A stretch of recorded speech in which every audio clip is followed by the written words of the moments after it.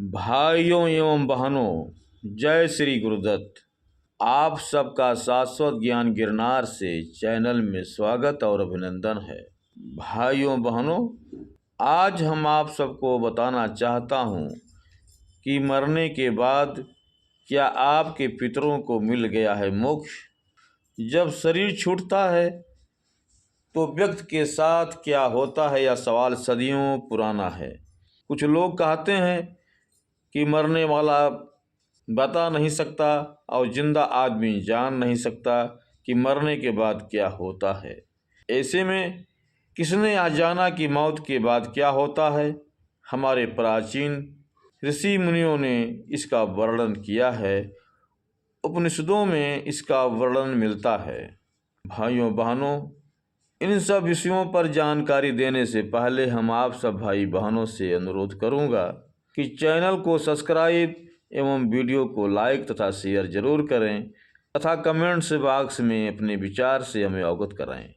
मुख्यतः 3 तरह के शरीर होते हैं, स्थूल, सूक्ष्म और कारण।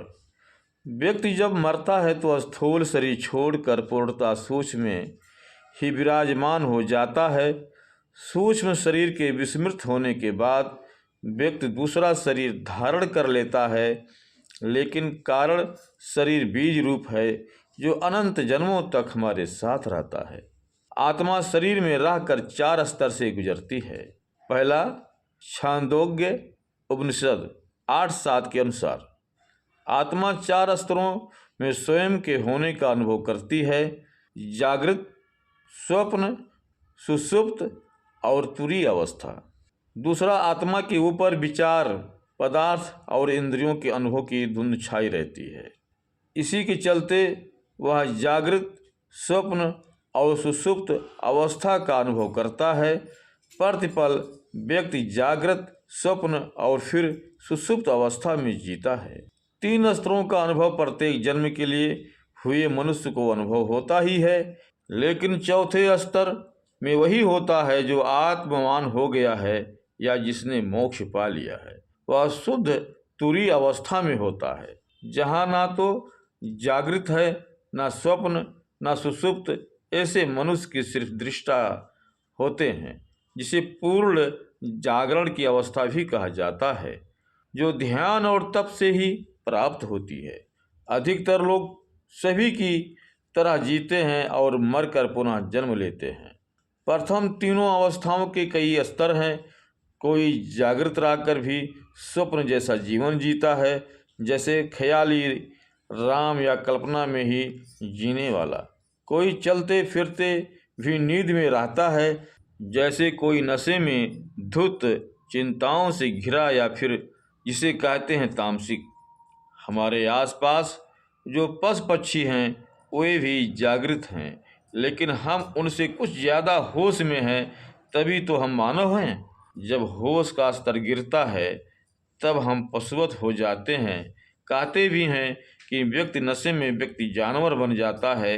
वेद में इसे जड़, प्राण, मन, विज्ञान और आनंद इस तरह पंचकोश में व्यक्त किया गया है। पेड़ पौधे और भी गहरी बेहोशी में हैं।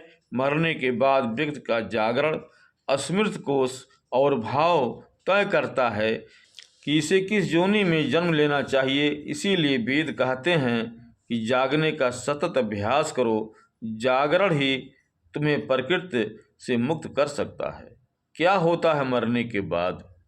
सामान्य व्यक्ति जैसे ही शरीर छोड़ता है, सर्वप्रथम तो उसकी आंखों के सामने गहरा अंधेरा छा जाता है, जहां उसे कुछ भी अनुभव नहीं होता। कुछ समय तक कुछ आवाज़ें सुनाई देती हैं, कुछ दृश्य दिखाई देते हैं जैसा कि स्वप्न में होता है, और फिर धीरे धीरे वह गहरी सुषुप्त में खो जाता है, जैसे कोई कोमा में चला जाता है। गहरी सुषुप्त में कुछ लोग अनंत काल के लिए खो जाते हैं, तो कुछ इस अवस्था में ही किसी दूसरी गर्भ में जन्म ले लेते हैं। प्रकृति उन्हें उनके भाव, विचार और जागरण की अवस्था अनुसार गर्भ उपलब्ध करा देता है।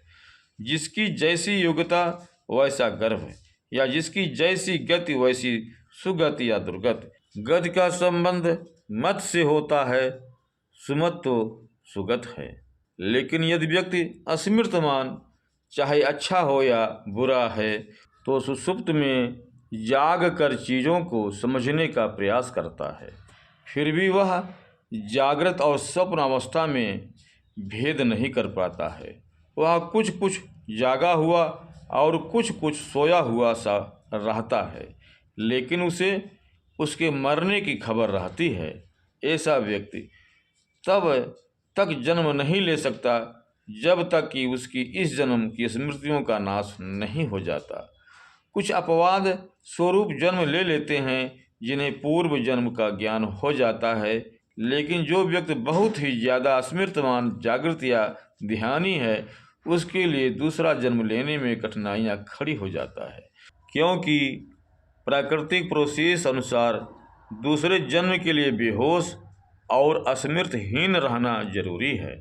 इनमें से कुछ लोग जो सिर्फ अस्मृतवान हैं वे भूत प्रेत या पितर योनि में रहते हैं, और जो जागृत हैं वे कुछ काल तक अच्छे गर्भ की तलाश का इंतजार करते हैं।